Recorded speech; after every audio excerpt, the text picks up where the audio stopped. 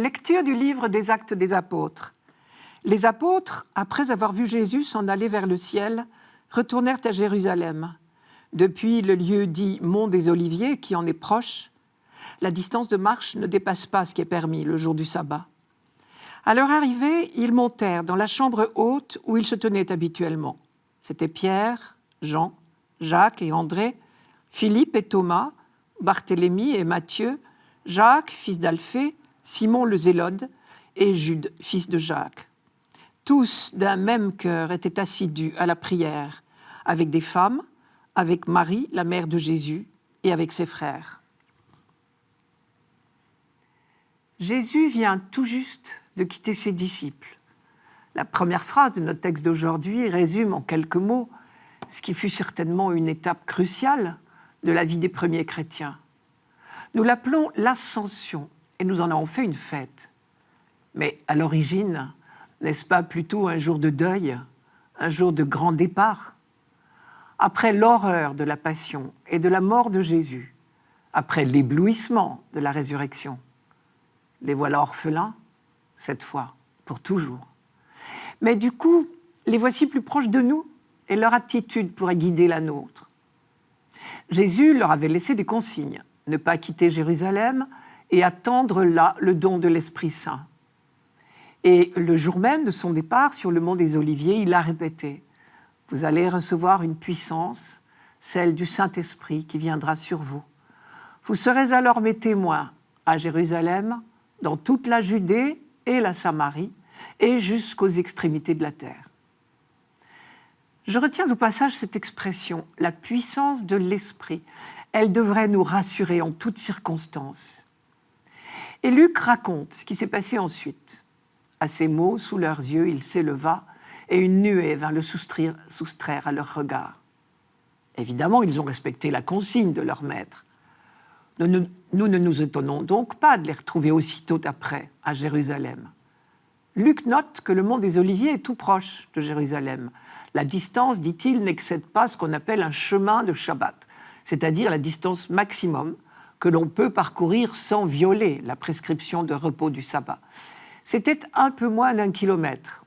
Pour être plus précis, le chemin de Shabbat était 2000 coudées. Et une coudée, comme son nom l'indique, c'est la longueur de l'avant-bras, soit à peu près 50 cm. Mais pourquoi Luc donne-t-il cette précision ? Faut-il en déduire que c'était un jour de sabbat ? Ou bien, en insistant sur la proximité du mont des Oliviers, Luc veut-il suggérer que tout se passe à Jérusalem ? C'est là que s'accomplit le dessein de Dieu. Là, le Fils a été glorifié. Là a été renouée l'alliance entre Dieu et l'humanité. Là sera donné l'Esprit. C'est dans la ville sainte, donc, que commence la vie de l'Église naissante. Et Luc énumère ceux qui composent le groupe. Les 11, quelques femmes, dont Marie, la mère de Jésus, et quelques frères, c'est-à-dire des disciples, probablement. Là encore, les précisions ne sont certainement pas là pour l'anecdote. Nous connaissions déjà les noms des apôtres par l'évangile de Luc. S'il nous en redonne la liste, ce n'est donc pas pour nous instruire. Luc veut marquer la continuité dans la communauté des apôtres. Ce sont les mêmes qui ont accompagné Jésus tout au long de sa vie terrestre et qui maintenant s'engagent dans la mission. Et ils ne pourront être les témoins de la résurrection que parce qu'ils ont été témoins de la vie, de la passion et de la mort de Jésus. Nous retrouvons donc là le groupe que Jésus avait choisi, avec ses diversités étonnantes.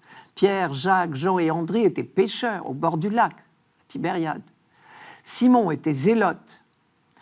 À l'époque de la vie terrestre de Jésus, cela ne représentait pas encore un engagement politique. Mais c'était quand même déjà un signe de fanatisme religieux. On se demande comment ce zélote pouvait voisiner avec Matthieu le publicain, c'est-à-dire le percepteur à la solde de l'occupant, et pour cette raison interdit de culte. Et non seulement Jésus a réussi à les faire cohabiter autour de lui, mais désormais, ils vont porter ensemble la responsabilité de continuer la mission de leur maître. Et c'est sur cette communauté d'hommes, tels qu'ils sont, que repose désormais l'annonce de la bonne nouvelle. Je note 2 choses. Premièrement, leur groupe n'est pas refermé sur lui-même. Il est déjà ouvert à d'autres, hommes et femmes. Deuxièmement, il commence cette vie de l'Église dans la prière, d'un seul cœur et fidèlement, nous dit Luc. Et voilà peut-être bien le premier miracle des apôtres, cette prière d'un seul cœur au moment où leur maître les quitte, où ils se retrouvent apparemment livrés à eux-mêmes et à leur diversité, qui aurait bien pu devenir des divergences. Mais ils ne sont livrés à eux-mêmes qu'apparemment. Jésus est désormais invisible, il n'est pas pour autant absent. Matthieu, dans son évangile, a retenu l'une des dernières phrases de Jésus. Je cite, « Tout pouvoir m'a été donné au ciel et sur la terre. Allez donc, de toutes les nations faites des disciples, les baptisant au nom du Père et du Fils et du Saint-Esprit, leur apprenant à garder tout ce que je vous ai prescrit. Et moi, je suis avec vous tous les jours jusqu'à la fin des temps. » Les apôtres ne prient donc pas pour obtenir que Jésus se fasse proche. Sa présence leur est acquise. Ils prient pour se replonger dans sa présence. Ce récit des actes devient alors pour nous une formidable leçon d'espoir. Jésus est avec nous tous les jours. Sa présence nous est acquise, à nous aussi, et la puissance de l'Esprit Saint nous accompagne. Voilà de quoi nous donner toutes les audaces.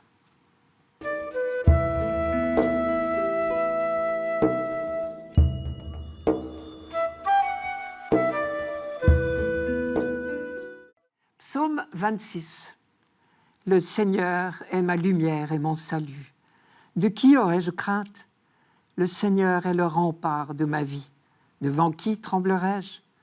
J'ai demandé une chose au Seigneur, la seule que je cherche, habiter la maison du Seigneur tous les jours de ma vie, pour admirer le Seigneur dans sa beauté et m'attacher à son temple. Écoute, Seigneur, je t'appelle, pitié, réponds-moi. Mon cœur m'a redit ta parole, cherchez ma face. Ce psaume est fait tout particulièrement pour ceux qui traversent des temps difficiles. On sait bien que les croyants ne sont pas plus épargnés que les autres par les épreuves de la vie. La foi n'est pas une baguette magique. Parfois même, les croyants souffrent à cause de leur foi. C'est le cas dans toutes les guerres de religion ou les persécutions. Cela peut venir aussi de l'hostilité des athées et des difficultés à défendre les valeurs chrétiennes dans un monde qui ne les partage pas. Mais dans les épreuves, les croyants ont une attitude particulière, car ils savent qu'ils ne sont pas seuls, abandonnés à leur triste sort, comme on dit. Ils savent qu'ils ont un interlocuteur. C'est vers Dieu que pleurent mes yeux, disait Job. Et ils vont chercher la force là où elle se trouve, c'est-à-dire en Dieu. Le Seigneur est ma lumière et mon salut. De qui aurais-je crainte? Nous ne saurons pas à quelles épreuves précises fait allusion ce psaume, mais nous sentons ici ou là une allusion à des attaques extérieures. Le Seigneur est le rempart de ma vie. Devant qui tremblerais-je? Depuis la grande aventure de l'Exode, le peuple d'Israël a été à plusieurs reprises menacé dans sa vie même. Le premier verset, « Le Seigneur est ma lumière et mon salut », est probablement aussi une allusion à l'Exode sous la conduite de Moïse. Car dans le désert du Sinaï, la colonne de nuée éclairait sa route et disait la présence de Dieu. « Le Seigneur est ma lumière et mon salut ». Le salut, à cette époque-là, c'était d'échapper au Pharaon. À chaque étape de nos histoires collectives et individuelles, le salut prend des formes diverses, et Israël en a connu de toutes sortes que l'ensemble du psaume évoque par allusion. Par exemple, dire « Le Seigneur est le rempart de ma vie », c'est faire remonter à la mémoire la longue période de guerre. Et on sait bien que le meilleur rempart, ce ne sont pas des fortifications avec des créneaux et des machicoulis, c'est la force que Dieu nous donne. Si vous ne croyez pas, vous ne subsisterez pas, disait Isaïe au roi Akaz au 8e siècle. La foi est la seule force qui nous permette de tout affronter. De qui aurais-je crainte? Cela veut bien dire que Dieu nous garde de toute peur et que nous n'avons pas peur de lui non plus, bien sûr. Dans toutes les épreuves et les souffrances, le croyant sait qu'il peut crier vers Dieu.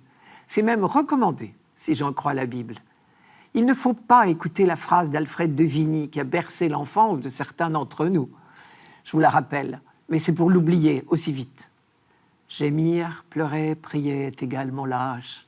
Accomplis chaque jour ta longue et lourde tâche. Puis après, comme moi, souffre et meurt sans parler. C'est dans La mort du loup. La phrase est belle, superbe, mais elle n'est pas biblique. Ce que la Bible nous apprend, et en particulier dans le livre de Job, si on lit soigneusement la partie centrale du livre de Job, c'est que non, gémir, pleurer, prier, ce n'est pas lâche. C'est humain, tout simplement. Mais c'est vers Dieu qu'il faut gémir, pleurer, prier. Écoute, Seigneur, je t'appelle, dit notre psaume. Il y a une chose dont le peuple élu est sûr, c'est que Dieu entend nos cris d'appel. Cela a été la grande révélation du buisson ardent, rappelez-vous. Je cite, « Le cri des fils d'Israël est venu jusqu'à moi, a dit Dieu à Moïse. Et depuis ce jour et pour toujours, Israël sait que Dieu entend le cri des malheureux. Et même s'il est silencieux, nous savons qu'il n'est pas sourd. » En dehors des épreuves extérieures, ce psaume évoque peut-être également l'épreuve spirituelle du peuple qui peine à garder la foi.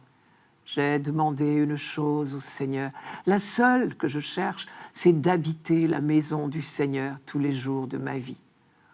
Comme le Lévite, qui est admis dans l'intimité du temple de Jérusalem, Israël demande la grâce de demeurer dans l'intimité de Dieu. Pitié, réponds-moi. C'est un cri de mendiant. C'est aussi peut-être une demande de pardon. Car l'expression qui suit, « chercher ma face », est un appel à la conversion. Il faut se détourner des idoles et se tourner vers Dieu. Dès son installation dans la terre promise, le peuple d'Israël a été affronté à un nouveau danger, celui de l'infidélité, c'est-à-dire l'idolâtrie. Alors, là encore, il faut tenir ferme, se rappeler les mises en garde de Moïse. « Mon cœur m'a redit ta parole, cherchez ma face. » Mais là, il ne faut pas se tromper, il y a un contresens qu'on pourrait faire. Quand Dieu dit « cherchez ma face », ce n'est pas qu'il ait soif de nos hommages. Ce conseil nous est donné pour notre bonheur. Nous sommes parfois tentés de penser que Dieu pourrait nous demander quelque chose dans son intérêt à lui. Mais Dieu nous aime. Tous les commandements qu'il nous donne sont pour notre bonheur. Saint Augustin disait « Tout ce que l'homme fait pour Dieu profite à l'homme et non à Dieu. » Pour Dieu, le centre du monde, c'est l'humanité. Il n'a pas d'autre but que notre bonheur. Et nous ne trouvons notre bonheur que quand nous mettons Dieu au centre de notre vie. Saint Augustin encore disait « Tu nous as fait pour toi, Seigneur, et notre cœur est sans repos, tant qu'il ne demeure en toi. »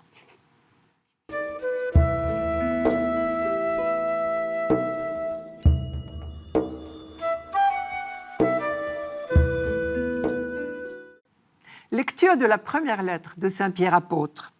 Bien-aimés, dans la mesure où vous communiez aux souffrances du Christ, réjouissez-vous, afin d'être dans la joie et l'allégresse quand sa gloire se révélera. Si l'on vous insulte pour le nom du Christ, heureux êtes-vous, parce que l'Esprit de gloire, l'Esprit de Dieu repose sur vous. Que personne d'entre vous, en effet, n'ait à souffrir comme meurtrier, voleur, malfaiteur ou comme agitateur. Mais si c'est comme chrétien, qu'il n'ait pas de honte et qu'il rende gloire à Dieu pour ce nom-là. Si Pierre emploie le mot « chrétien », c'est parce qu'il écrit cette lettre longtemps déjà après la résurrection du Christ. Au tout début de l'Église, nous le savons par les actes des apôtres, les premiers disciples du Christ ne portaient pas encore ce nom. Ils étaient appelés Nazoréens, à cause de Nazareth, bien sûr. Mais à vrai dire, de la part des Juifs, qui refusaient de reconnaître en Jésus de Nazareth le Messie attendu par Israël, ce titre de Nazoréen était plutôt péjoratif. Mais le nouveau titre de chrétien n'était pas non plus honorifique. Les païens non convertis voyaient d'un mauvais œil le changement de vie radical qui s'opérait dans la communauté des baptisés. Voici ce que nous pouvons lire un peu plus un peu plus haut dans cette lettre de Pierre. Les païens trouvent étrange que vous ne couriez plus avec eux vers la même débauche effrénée, et ils vous outragent. Ils vous calomnient comme malfaiteurs. Nous comprenons mieux du coup de quelle souffrance Pierre parle ici. Si l'on fait souffrir l'un de vous, si c'est comme chrétien, qu'il n'ait pas de honte. Vous communiez aux souffrances du Christ. Il entend par là la souffrance de l'incompréhension, de l'isolement, de la calomnie dont Jésus a été victime parce qu'il se démarquait de la classe dominante, parce qu'il continuait à annoncer son message sans se laisser arrêter par quiconque. C'est cette fidélité qui lui a coûté la vie. À leur tour, les premiers chrétiens sont affrontés à la même hostilité. Alors il s'emploie à leur donner le courage de tenir bon en attendant des jours meilleurs, le jour où la gloire du Christ se révélera, comme il dit, c'est-à-dire le jour où la vérité éclatera, le jour où Jésus viendra inaugurer son règne parmi les hommes. Et Pierre va même plus loin. Non seulement il ne faut pas avoir honte, mais au contraire, le titre de chrétien est à ses yeux la plus haute dignité. Réjouissez-vous, leur dit-il, et rendez gloire à Dieu à cause de ce nom de chrétien.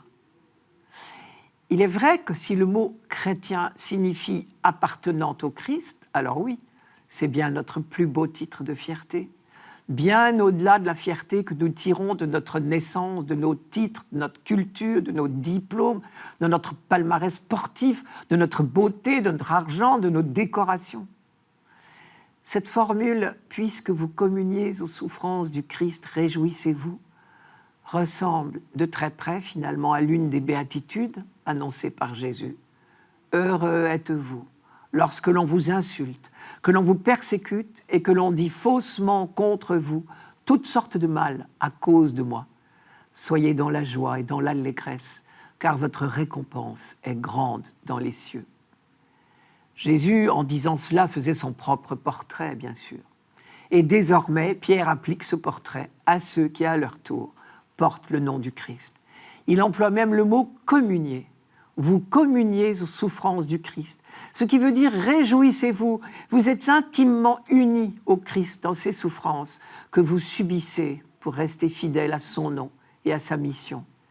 Et parce que vous êtes unis à ses souffrances, vous serez également unis à sa gloire, le jour où la vérité éclatera. Il faut certainement rester très ferme sur un point.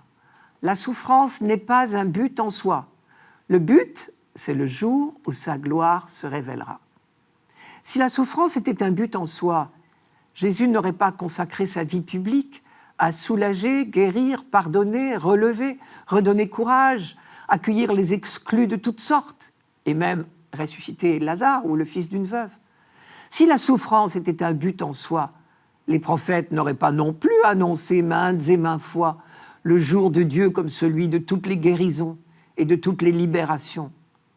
Le but, ce n'est pas la souffrance, c'est d'être unis au Christ et à Dieu dans l'esprit d'amour, quelles que soient les circonstances, heureuses ou malheureuses de notre vie.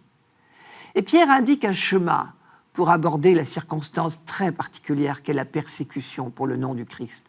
Ce chemin, c'est sa formule.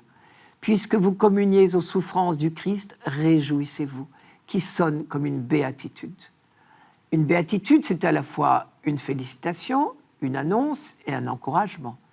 La félicitation, c'est quelque chose comme « bravo, si on vous traite ainsi, c'est que vous ressemblez au Christ, et donc que vous êtes digne de porter le nom de chrétien. » L'annonce, c'est « un jour viendra où le Christ sera reconnu par tous, et vous avec. Ce jour-là, on reconnaîtra que vous ne vous êtes pas trompé, et le Christ non plus ne vous a pas trompé. » L'encouragement, c'est la suite logique de ce qui précède, c'est courage, tenez bon, vous avez choisi la bonne voie. Et d'ailleurs, on sait qu'André Chouraki traduisait bienheureux par en marche.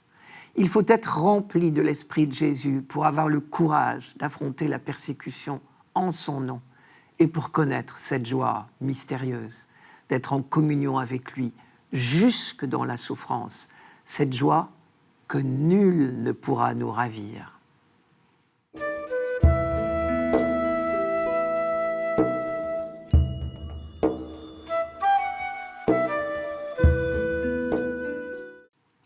Évangile de Jésus-Christ, selon saint Jean. En ce temps-là, Jésus leva les yeux au ciel et dit : « Père, l'heure est venue. Glorifie ton Fils, afin que le Fils te glorifie. Ainsi, comme tu lui as donné pouvoir sur tout être de chair, il donnera la vie éternelle à tous ceux que tu lui as donnés. Or, la vie éternelle, c'est qu'ils te connaissent, toi, le seul vrai Dieu, et celui que tu as envoyé, Jésus-Christ. Moi, je t'ai glorifié sur la terre, en accomplissant l'œuvre que tu m'avais donnée à faire. Et maintenant, glorifie-moi auprès de toi, Père, de la gloire que j'avais auprès de toi avant que le monde existe. J'ai manifesté ton nom aux hommes que tu as pris dans le monde pour me les donner. Ils étaient à toi, tu me les as donnés et ils ont gardé ta parole.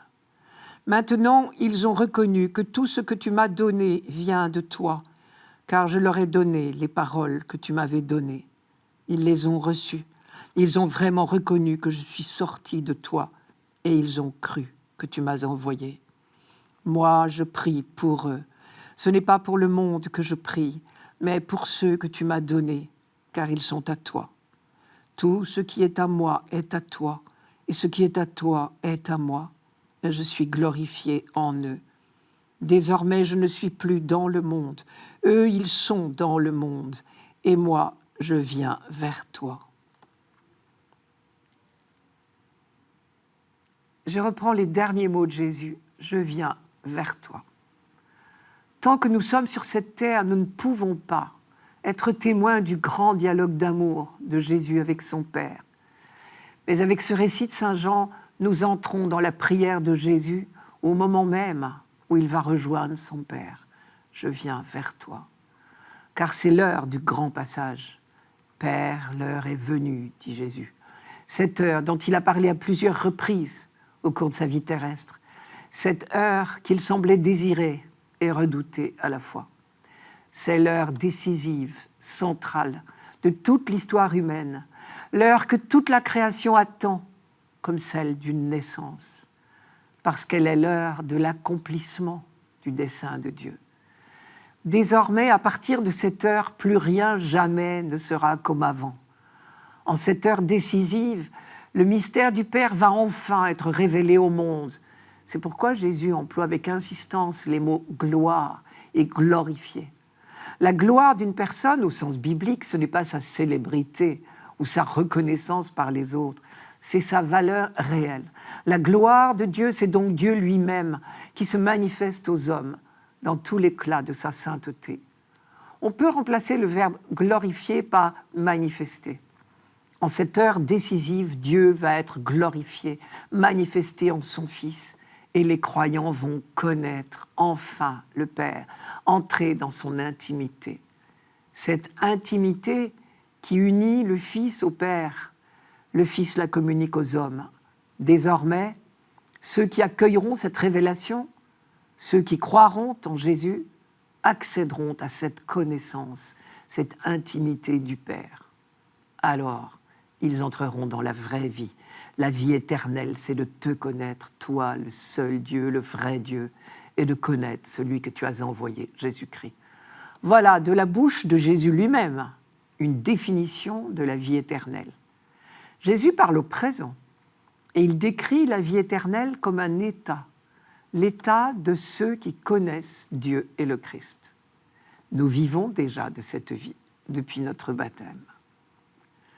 Parlant de ses disciples, Jésus dit « Ils ont vraiment reconnu que je suis venu d'auprès de toi, et ils ont cru que c'était toi qui m'avais envoyé. » En cette heure-là, une partie seulement de l'humanité a accueilli cette révélation et est entrée dans cette communion d'amour proposée par le Père et a accepté de prendre le chemin ouvert par le Fils. Curieusement, c'est seulement pour ces quelques-uns-là que Jésus prie. Je prie pour eux. Ce n'est pas pour le monde que je prie, mais pour ceux que tu m'as donnés. Il faut laisser résonner en nous l'insistance de Jésus sur ce mot « donner ».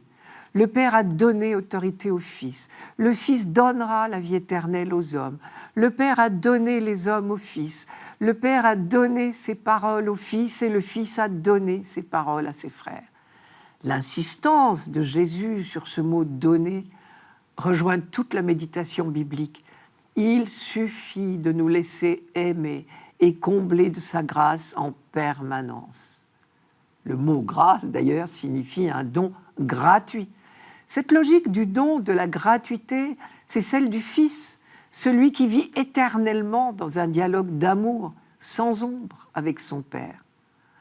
Dans le prologue de son évangile, Jean dit que le Fils est éternellement tourné vers le Père. Et parce qu'il n'y a pas d'ombre entre eux, il reflète la gloire du Père. Qu'il a vu le Père. Entre eux, tout est amour, dialogue, partage. Tout ce qui est à toi est à moi, comme tout ce qui est à moi est à toi. Le fameux texte du prologue de l'évangile de Jean s'éclaire très nettement à la lecture de cette prière de Jésus. Il en est au fond comme la transposition. Au commencement était le Verbe, et le Verbe était tourné vers Dieu, et le Verbe était Dieu. Il était au commencement tourné vers Dieu. Tout fut par lui, et rien de ce qui fut ne fut sans lui. En lui était la vie, et la vie était la lumière des hommes. Et la lumière brille dans les ténèbres, et les ténèbres ne l'ont point comprise. À ceux qui l'ont reçu, à ceux qui croient en son nom, il a donné de pouvoir devenir enfants de Dieu. Et le Verbe s'est fait chair, et il a habité parmi nous. Et nous avons vu sa gloire, cette gloire que Fils unique plein de grâce et de vérité, il tient du Père. De sa plénitude, tous nous avons reçu, et grâce sur grâce.